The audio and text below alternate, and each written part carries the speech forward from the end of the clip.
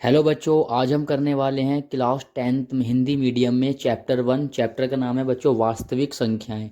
तो बच्चों सबसे पहले मैं आपको बात बता दूं, आज हम वास्तविक संख्याएं में ना आज हम बच्चों परिचय पढ़ेंगे। इसका हम पढ़ेंगे इंट्रोडक्शन।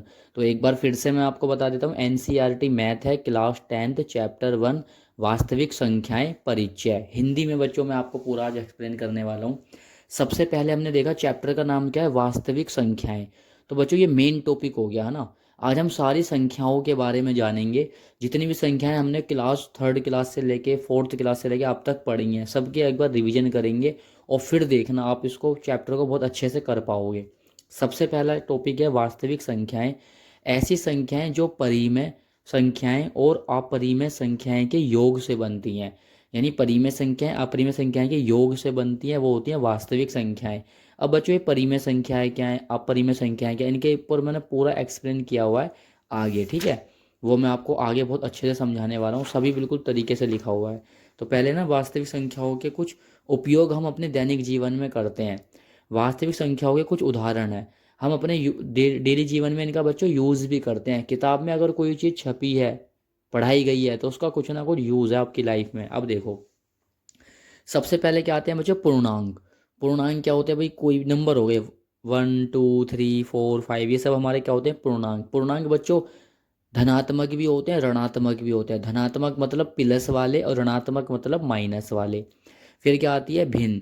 भिन्न बच्चों क्या होती है, ऊपर अंश होता है नीचे हर होता है, इनको मिला के क्या बनती है, भिन्न बनती है। जैसे 1/2, 3/4, 2/3, 3/4, ठीक है। ऊपर वाला अंश नीचे वाला क्या होता है, हर, ये हो जाती है भिन्न। अब आता है दशमलव। दशमलव जिसमें पॉइंट लगाओ, 0.5, 0.25, 0.75, ये भी वास्तविक संख्याएं में आता है। मिश्र संख्याएं। मिश्र का मतलब क्या है बच्चों, ये 1/2 था, इसमें 3 क्या हो गया, मिक्स हो गया, तो 3 मिक्स 1/2, 2 मिक्स 3/4। समय, भाई 3:45 हो रहा है, 12:30 टाइम हो रहा है, 12:30 बज रहे हैं, 9:15 का टाइम हो रहा है। ये भी तो आप बताते हो कभी ना कभी, एक दूसरे को बात बताते हो ना डेली टाइम, जब कोई भी कोई पूछता है। तो ये सब हम ना वास्तविक संख्याओं के उदाहरण है बच्चों।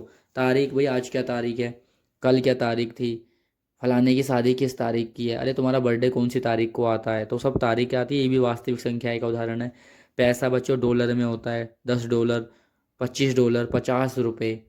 अब जैसे मेरे को यूट्यूब से इनकम डॉलर में मिलती है तो मुझे बड़ा खुशी होती है बच्चों। माप हो गई, माप 5 फीट 6 इंच, 3 मीटर, 20 सेंटीमीटर, ये सभी ना बच्चों वास्तविक संख्याओं के उदाहरण है। ये भी आपको जानकारी होनी जरूरी है बच्चों, कोई भी आपसे पूछ सकता है। चलिए अब हम बात करेंगे अपने प्राकृतिक संख्याएं, पूर्ण संख्याएं, इन सभी के बारे में। सबसे पहले अब मेरी बात सुनेंगे आप। देखो बच्चों, प्राकृतिक संख्याएं यानी ऐसी संख्याएं जो बच्चों 1 से स्टार्ट होती है, 1 2 3 4 5। अगर हम किसी बच्चे से बोलते हैं कि भाई गिनती सुनाओ, तो वो स्टार्ट करता है 1 2 3 4 सुनाना, एक फ्लो में बोलना स्टार्ट कर देता है। यानी एक प्राकृतिक की क्या है, देन है ये, ठीक है। इसलिए इसका नाम क्या पड़ा, प्राकृतिक संख्याएं। 1 2 3 4 और आगे आता ये चलती जाती हैं, डैश डैश, जहाँ तक भी काउंटिंग है वहाँ तक। पूर्ण संख्याएं। पूर्ण संख्याएं क्या होती है बच्चों, जिसमें जीरो भी इंक्लूड होता है, जिसमें जीरो भी शामिल होता है। प्राकृतिक संख्याएं में जीरो नहीं था, लेकिन पूर्ण संख्याएं मतलब पूर्ण का मतलब पूरा, कंप्लीट। भाई जीरो को भी मत छोड़ो, जीरो को भी लो, तो जीरो भी आ गया है ना, तो ये क्या होगी हमारी पूर्ण संख्याएं। ये जीरो से स्टार्ट होती हैं। सम संख्याएं जो दो से भाग हो जाती हैं, दो से डिवाइड हो जाती हैं बच्चों, वो सम संख्याएं होती हैं। विषम संख्याएं जो दो से डिवाइड नहीं होती, वो क्या होती है हमारी विषम संख्याएं। जैसे 1 3 5 7 9 11, ये विषम संख्याएं होती हैं। पूर्णांक क्या होते हैं बच्चों, पूर्णांक मैंने आपको बताया था, बीच में क्या होती है, जीरो।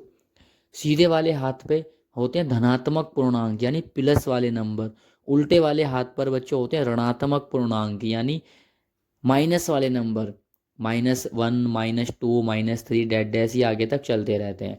अब देखो इनको 2 टाइप्स में बांट दे। धनात्मक पूर्णांक मतलब प्लस वाले नंबर, ऋणात्मक पूर्णांक मीन्स माइनस वाले नंबर। आई होप बच्चों आपको समझ में आ गया होगा।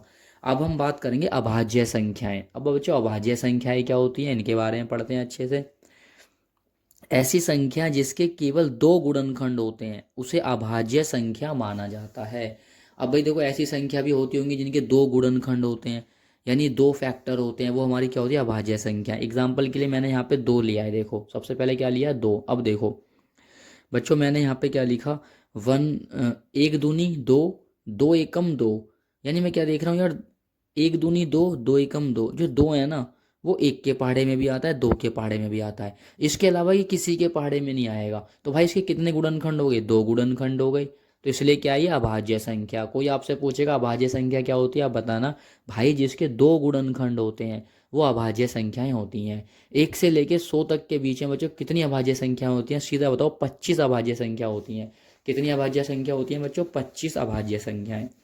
क्या बताओगे, 1 से 2 के बीच में, 1 से लेकर 100 तक जो संख्याएं होती हैं उसमें 25 अभाज्य संख्या, 25 अभाज्य संख्या कौन कौन सी हैं भाई, 2, 3, 5, 7, 11, 13, 19, 7 हैं, 97 तक।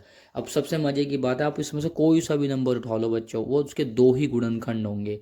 मान लो आप कहते हो कि सर 19, तो भाई देखो 19 को देखना, वन के एक के पहाड़े में 19 आएगा 19 बार में, और 19 के पहाड़े में 19 आएगा एक बार में, 19 एकम 19, तो हो गए ना दो गुणनखंड।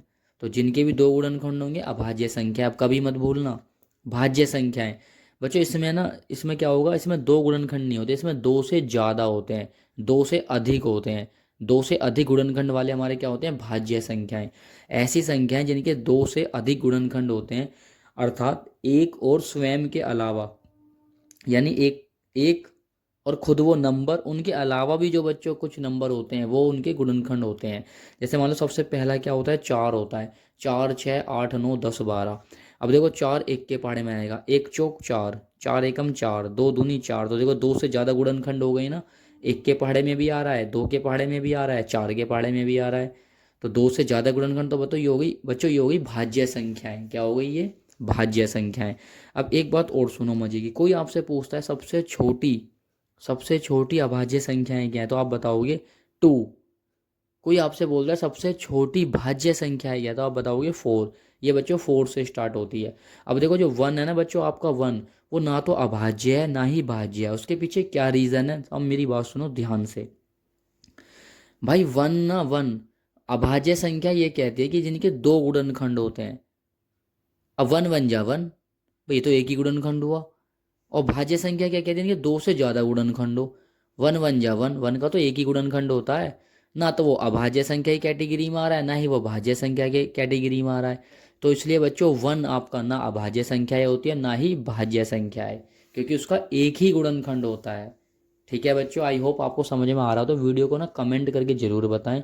मैं आपको बहुत ही बेहतरीन तरीके से ये चैप्टर कराने वाला हूँ, एक एक क्वेश्चन मैं आपको कराऊंगा। ठीक है, अब चलते हैं आगे। अब देखो जो हमने सबसे पहले टॉपिक पढ़ा था ना, परिमेय संख्याएं, अपरिमेय संख्याएं, उसके बारे में पढ़ते हैं। परिमेय संख्याएं वह संख्या जो p अपॉन क्यू के रूप की होती है, ऊपर p होगा नीचे q होगा, इस रूप में होगी, उसे हम क्या बोलेंगे, परिमेय संख्याएं। जहाँ p और q दोनों क्या हैं बच्चों, पूर्णांक हैं, और q आपका कभी भी जीरो नहीं होना चाहिए। ध्यान रखना, q आपका कभी भी जीरो नहीं होगा। ये होती है परिमेय संख्या, यानी नीचे वाला बच्चों कभी भी जीरो नहीं होना चाहिए। या ऐसी सभी संख्याएं जो p अपॉन क्यू के रूप में या बटे की शक्ल में, बटा का मतलब जैसे 3/7, 9/25, तो ये बटे की शक्ल में है ना। या फिर फ्रैक्शन, फ्रैक्शन मतलब भिन्न, इसे भिन्न बोलते हैं। ऊपर अंश होता है नीचे हर होता है, ऊपर वाला अंश नीचे वाला हर, तो अंश बटे हर मिलके क्या बनाते हैं, भिन्न बनाते हैं। अगर इस कंडीशन में आपका कुछ लिखा हुआ आता है तो बच्चों वो क्या होती है, परिमेय संख्याएं। उदाहरण आप देख सकते हो, 3/7, 9/25, 149/637। अब इसमें ना कंडीशन आती है बच्चों, प्रसार 1 और पीछे प्रसार यहाँ पे क्या है 2। तो प्रसार 1 में हम देखते हैं परिमेय संख्या क्या कहती है। प्रसार 1 में परिमेय संख्या का दशमलव प्रसार शांत होता है बच्चों। कैसा होता है इसका दशमलव प्रसार, शांत होता है। अब ये शांत क्या है मैं वो भी बताऊंगा। देखो बच्चों, अगर कोई कोई नंबर किसी नंबर से पूरा डिवाइड हो जाता है, पूरा डिवाइड हो जाता है और दशमलव में भी आता है, तो बच्चों वो शांत दशमलव प्रसार है। कैसा प्रसार है, शांत दशमलव प्रसार। यही बात आपको बताई जा रही है, परिमेय संख्या का दशमलव प्रसार शांत होता है कंडीशन 1 में। अगर उसे p/2 की पावर n, 5 की पावर m के रूप में दर्शाया जा सकता है। अगर आप अपने क्वेश्चन को 2 की पावर m और 5 की पावर m में दर्शा सकते हो तभी होगा वो प्रसार। जैसे मान लो नीचे क्या था बच्चों, ये 4 था, देखो ध्यान से देखना, ये 4 है, तो 4 को मैं 2 × 2 लिख सकता हूँ। अब 2 × 2 क्या क्या लिखूंगा, 2 की पावर 2, 2 की घात 2 लिख सकता हूँ। तो 2 की पावर n नहीं बन गई है, बन गई ना इस कंडीशन की। 2 की पावर n आई, 5 की पावर एम आए, हमारी क्या है परिमेय संख्या, दोनों एक साथ आए जब भी हमारी क्या है परिमेय संख्या। लेकिन इनके अलावा अगर कुछ आ गया 3 7 4, या ये दोनों तो आ रहे हैं साथ में 3 भी आ रहा है, तो भाई जब परिमेय संख्या नहीं होगी, जो मैं बोल रहा हूँ उसको ध्यान से सुन लो। अगर परिमेय संख्या के हर में 2 और 5 के अलावा, अगर परिमेय संख्या के ऊपर वाला अंश नीचे वाला हर, परिमेय संख्या के हर में यानी नीचे वाले में 2 और 5 के अलावा कोई अगर अदर कोई अन्य गुणनखंड नहीं है, तो उसका दशमलव प्रसार बच्चों शांत होता है। जैसे कि एग्जाम्पल मैंने आपको दिखा दिया। परिमेय संख्याएं बारंबारता को भी दर्शाती हैं। बारंबारता मतलब एक ही डिजिट ना बार बार आती रहेगी, एक ही नंबर बार बार आएगा। नीचे पढ़ते हैं। अब ये 25 को 4 ने पूरा डिवाइड कर दिया है, तो भाई ये हो गया शांत दशमलव प्रसार, क्योंकि हमारा आंसर दशमलव में भी आ रहा है और पूरा डिवाइड भी हो गया। कंप्लीट डिवाइड हमारी यहाँ पे रुक गई, तो ये क्या है शांत दशमलव प्रसार। प्रसार 2 में देखो ये क्या है 10/3। 10 को बच्चों मैंने क्या करा 3 से भाग किया, तो 3 तिया 9, एक बचा, पॉइंट लगाया 0, फिर से 3 तिया 9, एक बचा, तो 0 लगा के फिर से 3 तिया 9। मैं क्या देख रहा हूँ बच्चों, ये डिवाइड मेरी कभी फिनिश ही नहीं होगी और यहाँ पे 3 3 3 3 आता रहेगा। जब एक ही नंबर बच्चों बार बार आता रहता है, एक ही डिजिट एक ही संख्या पॉइंट के बाद बार बार आती रहती है, उसी को हम बोलते हैं कि परिमेय संख्या बारंबारता को भी दर्शाती है। कहने का मतलब है, नोट पॉइंट में लिखना इंपॉर्टेंट चीज है, पॉइंट के बाद एक ही नंबर अगर बार बार आएगा तो उसी को हम बोलते हैं बारंबारता। और ये प्रसार बच्चों कैसा है, प्रसार 2, ये अशांत दशमलव प्रसार। अशांत का मतलब क्यों है, देखो भाई ये वाला तो पूरा डिवाइड हो गया, ये तो यहीं पे कंप्लीट डिवाइड, तो ये बच्चों शांत प्रसार है। लेकिन ये वाला तो रुकने का नाम ही नहीं ले रहा, तो ये क्या है अशांत प्रसार। कैसा प्रसार है, अशांत प्रसार। आई होप बच्चों आपको समझ में आ गया होगा। अब हम चलते हैं बच्चों, परिमेय संख्या तो खत्म हो जाती है, उसके बाद आती है हमारी अपरिमेय संख्याएं। अपरिमेय संख्याएं देखो, ऐसी संख्याएं जिन्हें भिन्न या फिर पी अपॉन क्यू के रूप में नहीं लिखा जा सकता, वो होती हैं हमारी अपरिमेय संख्याएं। परिमेय संख्या को तो हम पी अपॉन क्यू के रूप में लिख सकते हैं, लेकिन अपरिमेय संख्या को पी अपॉन क्यू के रूप में हम नहीं लिख सकते। उदाहरण देखिए, √2, √3, √7, इनको हम पी अपॉन क्यू की फॉर्म में नहीं लिख सकते, इसलिए प्यारे बच्चों ये अपरिमेय संख्याएं हैं। यह अशांत प्रसार वाली संख्याएं होती हैं। अशांत का मतलब इनको जब आप सोल्व करते हो, इनका पॉइंट के बाद नंबर आता ही रहता है, आता ही रहता है, आता ही रहता है, रुकता ही नहीं है। जैसे √2 को मैंने लिख के भी दिखाया है 1.41, ये बढ़ता ही जा रहा है। देखो सबसे पहली बात, यह अशांत प्रसार वाली संख्या होती है, मतलब कभी रुकती ही नहीं है, चलती ही रहती है। ठीक है भाई, यह बारंबारता को नहीं दर्शाती। इससे पहले वाले में हमने देखा था पॉइंट 3 3 3 3 3 3 आए जा रहा था, लेकिन यहाँ कोई नंबर बच्चों रिपीट नहीं होगा, बार बार नहीं आएगा, बारंबारता को नहीं दर्शाएगा। सपोज 1.4142 है, अब देखो 42 42 42 42 42 नहीं आ रहा ना, रिपीट नहीं हो रहा ना, इसलिए क्या है अपरिमेय संख्या है। अब आती हैं सहअभाज्य संख्याएं। ऐसी संख्याएं बच्चे जिनका गुणनखंड ओनली एक होता है, एक के अलावा अन्य कोई गुणनखंड नहीं होता, वो क्या होती हैं सहअभाज्य संख्याएं। दोबारा सुनो, ऐसी संख्या जिनका एक के अलावा अन्य कोई गुणनखंड नहीं होगा, वो हमारी सहअभाज्य संख्याएं कहलाती हैं। उदाहरण आप देख सकते हो, 4 और 7। 4 के हमने गुणनखंड करे भाई, 2 गुणा 2 4 हो गया, 7 के गुणनखंड करेंगे 7 ही रहेगा। अब मैं क्या देख रहा हूँ, इनमें तो कुछ कॉमन ही नहीं है। अगर मैं इनके पीछे 1 लगा दूं, देखो गुणा 1 गुणा 1, अब देखो 2 दूनी 4, 4 एकम 4, कोई फर्क नहीं पड़ेगा, 7 एकम 7, कोई फर्क नहीं पड़ेगा। लेकिन एक ना इसका भी गुणनखंड है, एक इसका भी गुणनखंड है, तो भाई दोनों में एक आ गया ना। इसलिए डेफिनेशन क्या बनी, परिभाषा क्या बनी, ऐसी संख्याएं जिनका एक के अलावा अन्य कोई गुणनखंड नहीं होता, वही हमारे क्या होती हैं सहअभाज्य संख्याएं। बच्चों भूलना मत, देखो बहुत मेहनत से नोट्स बना के आपको समझा रहा हूँ।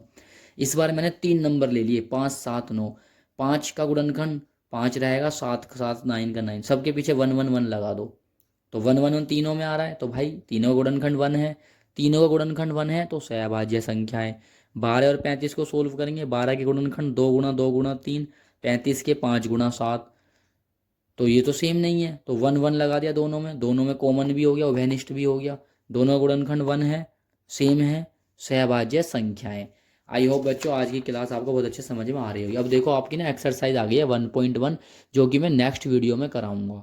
आप ये मत सोचो कि इंट्रोडक्शन की वीडियो बहुत बड़ी हो गई है, लेकिन बच्चों कितना डीपली समझा है, कितना डेप्थ में गए, वो चीज़ भी आप देखो।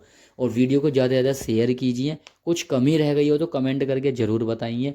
क्लास 10th के बच्चों के लिए हम एक से एक क्वेश्चन, एक से एक एक्सरसाइज कराने वाले हैं। मिलते हैं बच्चों नेक्स्ट वीडियो में वास्तविक संख्याएं चैप्टर के साथ, एक्सरसाइज 1.1 के साथ और एक नए कंसेप्ट के साथ।